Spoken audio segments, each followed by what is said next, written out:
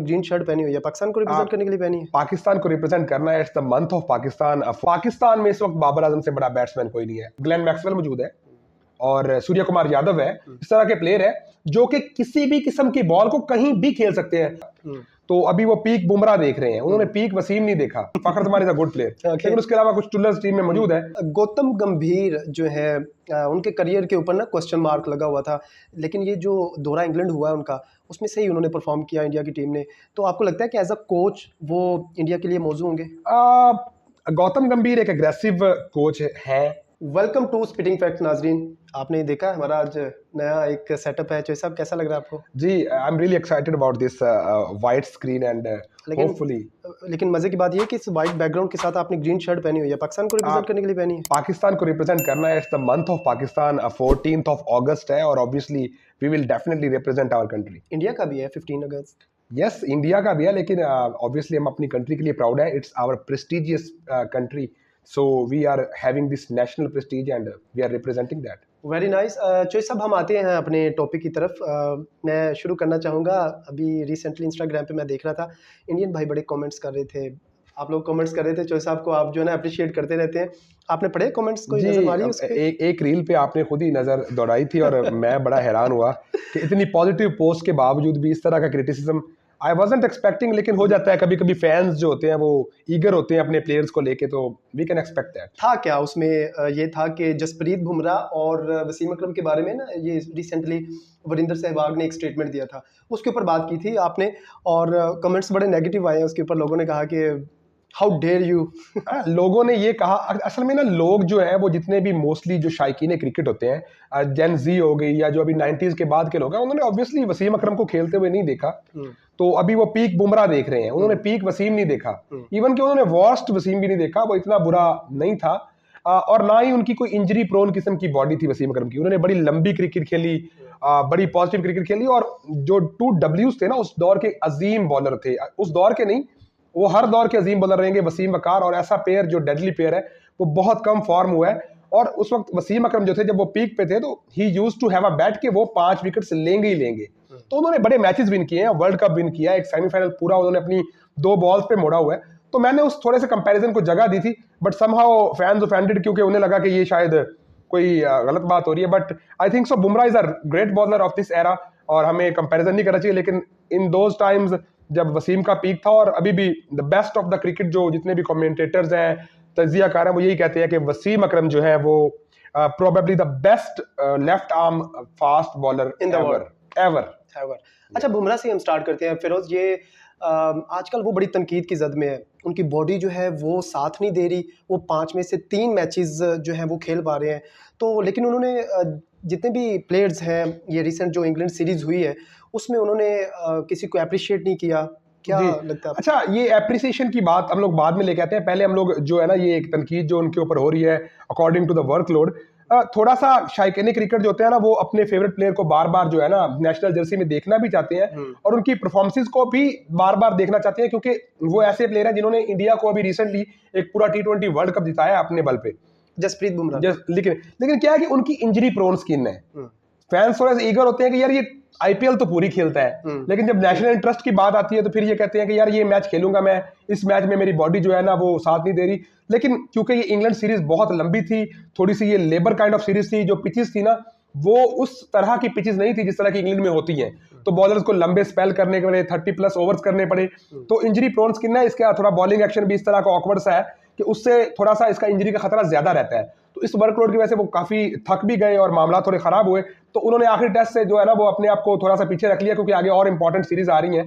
तो इस तरह का वर्कलोड मैनेजमेंट ऐसे बॉलर के साथ होना चाहिए। शायकीन को मेरे ख्याल में थोड़ा सा ईगर भी होना चाहिए, लेकिन सिचुएशन समझनी चाहिए कि उनका स्मूथ एक्शन नहीं है, उनकी इंजरी प्रोन स्किन है, तो उनका वर्कलोड मैनेजमेंट बनता है, उनको इसी तरह मैचेस में रेस्ट देना चाहिए। ओके फिरोज, जो शुभमन गिल है वो टॉप स्कोरर रहे हैं इस सीरीज में, लेकिन स्टुअर्ट ब्रॉड जो है उन्होंने अपनी टीम में उनको शामिल नहीं किया। उसमें कंबाइंड बेस्ट 11 है, बेस्ट कंबाइंड 11। जी बिल्कुल। अच्छा, ये जो अंग्रेज होते हैं ना, जो गोरे होते हैं, ये बड़े सेल्फ ऑब्सेस्ड होते हैं।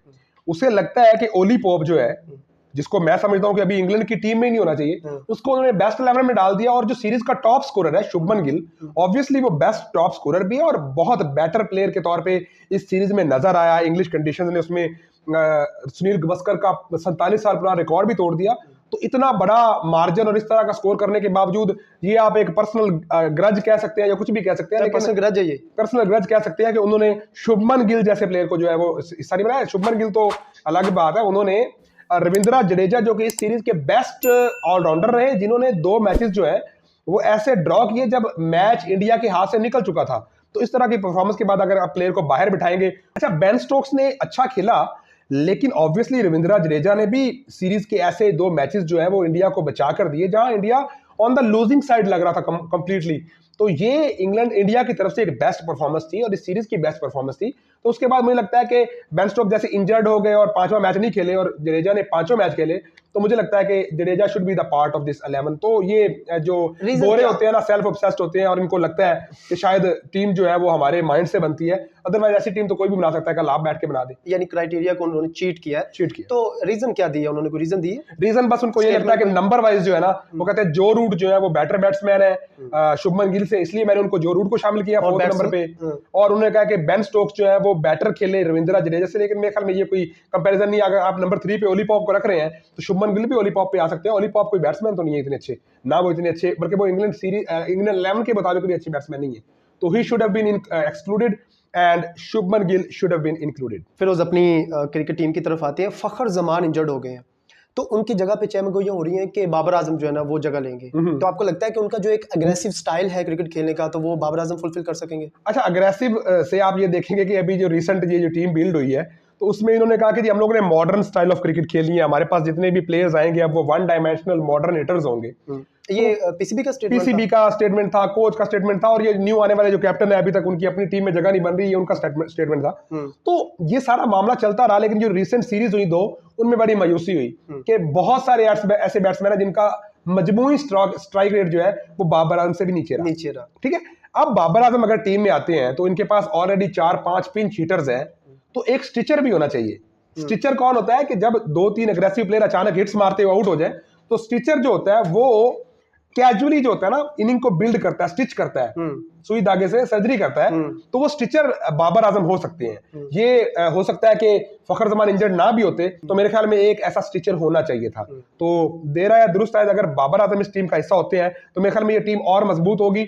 और मेरे ख्याल में ये जो अग्रेसिव काइंड ऑफ जो प्लेयर्स जिनका आप लोग जिक्र करते हैं, जो जिन्हें मैं टुल्लर्स कहता हूँ, नहीं Fakhar Zaman is a good player, लेकिन उसके अलावा कुछ टुल्लर्स टीम में मौजूद है, तो अगर वो नहीं चलते तो हम एक जो है ना वो टेक्निकली करेक्ट बैट्समैन होना चाहिए जो इनिंग को बिल्ड करके रीबिल्ड करके टीम को आगे ले जा सके। अच्छा, आप ना जैसे बाबर आजम तो आपके फेवरेट प्लेयर हैं ही, बहुत सारों के हैं, इनके लिए आप बड़ी खूबसूरत सी टर्म्स निकालते हैं, Babar Azam is a Stitcher, तो बाकी आप टुलर कह देते हैं। टुलर इन अच्छा मेरी बात सुनिए, नेशनल प्लेयर्स हैं, नेशनल टीम की हिटिंग स्टाइल और दुनिया की बाकी जितनी भी दुनिया है उन सब का हिटिंग का ट्रेंड बिल्कुल डिफरेंट है। हमारे यहाँ वी शेप में हिटिंग होती है। मैंने आपको पहले ही बताया था कि हम लोग जो है मिड ऑन और मिड ऑफ के अलावा हिटिंग ही नहीं कर सकते, लेकिन आजकल 26 कैमरास हैं, हर टीम के पास एनालिस्ट हैं। जब वो इन प्लेयर्स का बैटिंग स्टाइल देखते हैं ना और उनको लगता है कि हाफ बॉल इसके अलावा या फुल बॉल के अलावा ये हिट नहीं कर सकते, तो फिर वो इनको बाउंसर्स पे पकड़ते हैं, वो इनकी कोई टांग पकड़ लेता है, कोई ऑफ स्टंप पे लंबी बॉलें शुरू करता है। उनको पता है ना तो ये 360 काइंड ऑफ प्लेयर है जो पीछे हिट कर देंगे, अपर कट मार देंगे या लेग ग्लास कर देंगे, उस तरह का सीन नहीं है इन प्लेयर्स का। ये क्या करेंगे, इन्होंने सिंपली जो है ना वी शिप पे जैसे हम लोग टुला लगाते हैं, ये मार दिया, और एक्स्ट्रा कवर तो जाते नहीं है, मिड ऑफ पे एक शॉट मार दिया, तो ये इनकी रेंज है। प्लेयर की भी नहीं है यार, अपने आप को ग्रो करो। अगर आपको इंटरनेशनल क्रिकेट में आए हो, अगर आप इंटरनेशनल क्रिकेट में आए हो तो you should learn from the seniors, you should learn from the other competitors. आपके कंपेटिटिव क्रिकेट में जैसे मौजूद है ग्लेन मैक्सवेल मौजूद है और सूर्य कुमार यादव है, इस तरह के प्लेयर है जो कि किसी भी किस्म की बॉल को कहीं भी खेल सकते हैं, स्कूप्स मार सकते हैं, अपर कट्स मार सकते हैं, और आप लोग जो क्रीज का इस्तेमाल करते हुए ऑफ स्टंप पे जाके लेग पे छक्का मार सकते हैं। तो इस तरह के अगर प्लेयर मौजूद है तो you should be doing that too. Ahmed Shahzad जो साहब जब भी टीवी पर नजर आते हैं तो वो बाबर आजम पर तनकीद करते नजर आते हैं। हालांकि वो क्रिकेट को समझते हैं, उसके अंदर जो न्यूज़ है, जो पॉलिटिक्स है, उसको भी समझते हैं, लेकिन हमेशा वो ऑब्सेस्ड नजर आते हैं बाबर आजम से। क्या लगता है, ये पीआर गेम है? कोई पीआर गेम कह लें, टीवी की व्यूअरशिप कह लें। बाबर आजम देखें, पाकिस्तान में इस वक्त बाबर आजम से बड़ा बैट्समैन कोई नहीं है। आप आज कह लें, कल कह लें, किसी क्रिकेटर के साथ बैठ के बात कर लें, किसी ऐसे बंदे से बात कर लें जो क्रिकेट को समझता है और किसी के साथ पर्सनल ग्रज नहीं रखता, जिसको उससे कोई पर्सनैलिटी हैंडलिंग किस्म का डिसऑर्डर नहीं है, तो जब ये मामला नहीं होंगे तो आपको नजर आएगा कि टेक्निकली पाकिस्तान में जो फ्लॉलेस बैट्समैन है वो बाबर आजम है तीनों फॉर्मेट्स में।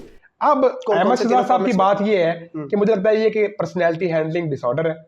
आप अपने वक्त में खेले हैं, ठीक ही क्रिकेट खेले, नॉर्मल क्रिकेट खेले आपने, आपका स्ट्राइक रेट जिस इंटेंट की आप बात कर रहे हैं आपने वो क्रिकेट तो देखी ही नहीं, बल्कि आपने इंपॉर्टेंट मैचेस में आपने 30-30 बॉलों पे 5-5 स्कोर किए हैं, 15-15 स्कोर किए हैं, 10-10 स्कोर किए हैं। बहुत इंपॉर्टेंट सेमीफाइनल में आपने शुरू में अपनी विकेट गंवा दी है, कहीं भी कोई एग्रेसिव इंटेंट नजर नहीं आया, कोई ऐसी आपकी वो हिटिंग एबिलिटी नजर नहीं आई कि हमें लगे कि यार आपका बैट की बात करना बनता है।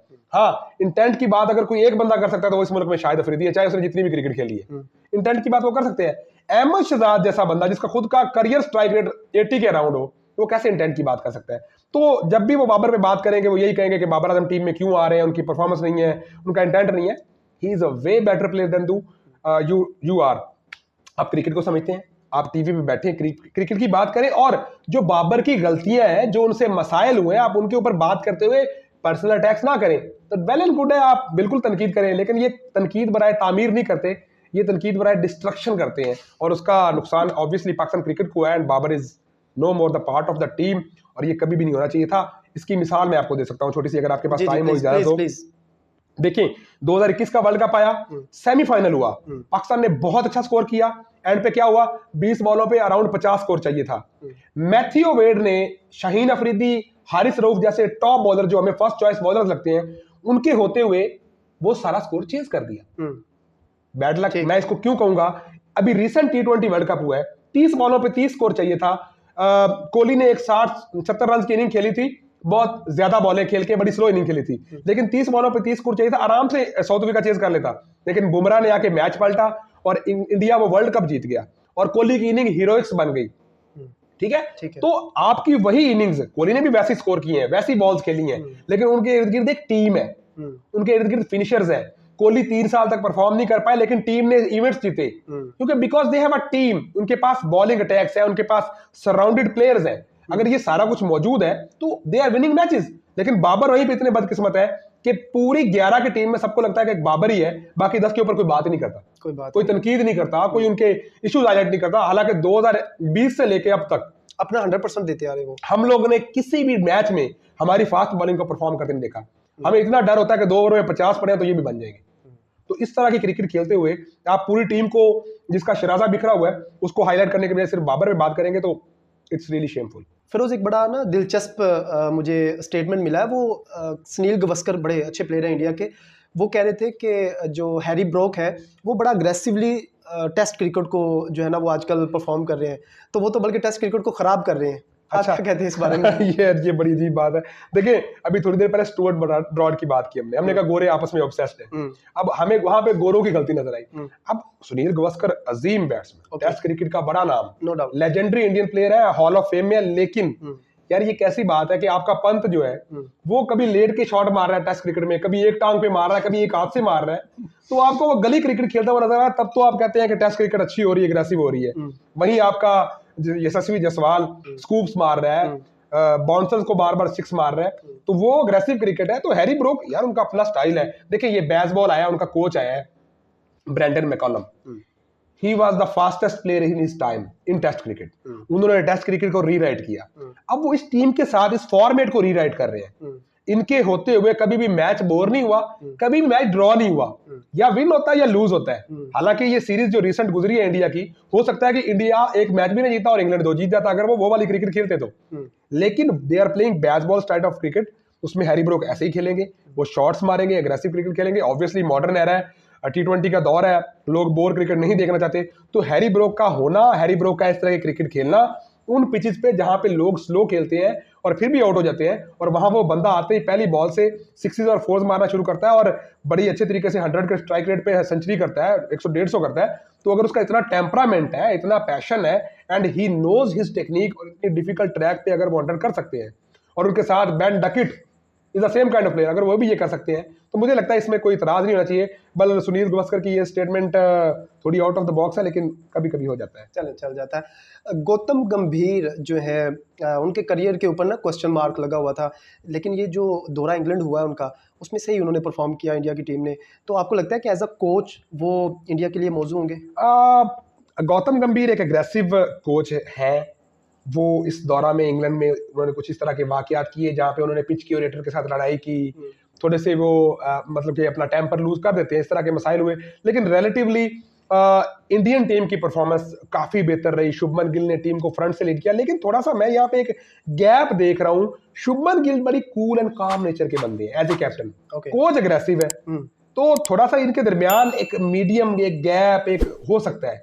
लेकिन हो सकता है कि यही बॉन्ड बहुत अच्छा भी हो जाए, अच्छा भी हो जाए। लेकिन इस दौरा इंग्लैंड से पहले ऑब्वियसली गौतम गंभीर जैसे घर में एक सीरीज हार गए थे न्यूजीलैंड से, क्लीन स्वीप हो गए थे, तो लग रहा था कि अगर ये सीरीज भी अगर गई तो इनके पास एक जवाब बन जाएगा इनको हटाने का। लेकिन ये सीरीज में अच्छा परफॉर्म करने के बाद कुछ ज्यादा ही इनका करियर अभी एक्सटेंड हो जाएगा कुछ अर्से के लिए। तो अगर मजीद आगे ये परफॉर्म करती है टीम इसी तरह, तो गौतम गंभीर can enjoy a good company with this team India. फिर इसके साथ ही हम जो है वो अपनी इस पॉडकास्ट को एंड करते हैं, लेकिन एक मैसेज आपसे मैं चाहता हूं कि आप रिकॉर्ड करें अपने फैंस के लिए। इंस्टाग्राम पे मैं बड़ा एंजॉय करता हूं जब हमारे इंडियन भाई आके ज्वाइन करते हैं हमारी पॉडकास्ट में, वहाँ पे कमेंट्स में, और स्पेशली यूट्यूब के ऊपर जब वो कमेंट्स करते हैं, तो क्या कहना चाहेंगे? अच्छा, मेरे इंडियन दोस्त भी बड़े नॉटी हैं, शरीर है, लेकिन ये यासिर साहब भी बड़े शरीर है। हमारे दरमियान जो थोड़े थोड़े मामला खराब हुए हैं उनको ये मजीद हवा दे रहे हैं, लेकिन मसला ऐसे नहीं है। डियर इंडियंस, अगर आपको लगता है कि आई एम बीइंग एग्रेसिव, तो मुझे क्रिकेट की बात करना पसंद है। क्रिकेट की जितने भी मामलात हैं मैं उनके ऊपर हमेशा कंस्ट्रक्टिव काइंड ऑफ क्रिटिसिज्म करता हूँ। ये सब लोग करते हैं जो अपनी टीम से या किसी भी प्लेयर के साथ मुखलिस होते हैं। तो आई लव क्रिकेट, मैं क्रिकेट पे बात करता हूँ, पाकिस्तान के क्रिकेट पे बात, सॉरी, तो आई लव क्रिकेट, मैं क्रिकेट में बात करता हूँ। पाकिस्तान की क्रिकेट हो चाहे इंडिया की क्रिकेट हो, इंडिया में मेरे बहुत सारे फेवरेट प्लेयर्स हैं, और अगर उनकी परफॉर्मेंस बहुत अच्छी रहेगी तो I will be definitely appreciating every one of them. अगर नहीं होगी तो कभी कभी I will be coming with some criticism जो कि कंस्ट्रक्टिव होगा, उनकी बेहतरी के लिए होगा, चाहे वो पाकिस्तानी प्लेयर्स हो चाहे इंडियंस हो। तो यार डाइजेस्ट किया करें, बल्कि साथ दिया करें कि यार let's take a dig on this players, इनको थोड़ा सा पुश करें ताकि ये अच्छा परफॉर्म कर सकें। बाकी गालियां वगैरह और इस तरह का जो ये मीडियम इंस्टाग्राम है, ये सारा कुछ यासिर साहब के लिए तो अच्छा है, आपके लिए अच्छा नहीं है। तो प्लीज डू कमेंट, पॉजिटिव कीजिए, अच्छा कीजिए, and we will definitely do good. इसी के साथ हमें इजाजत दीजिए, एंड सबसे इंपॉर्टेंट बात, let's make cricket a game, और हमें पार्टिसिपेट कीजिएगा। हमारा चैनल जो है वो ज्वाइन कीजिए, सब्सक्राइब कीजिए, शेयर कीजिए, और सबसे इंपॉर्टेंट चीज़ वो ये है कि हमें कमेंट्स में ज्वाइन कीजिए। वहाँ पे हम इसके ऊपर एक बड़ी कंस्ट्रक्टिव जो है वो डिबेट कर सकते हैं, जैसा कि फिरोज़ ने बताया। तो तब तक के लिए अल्लाह हाफिज़।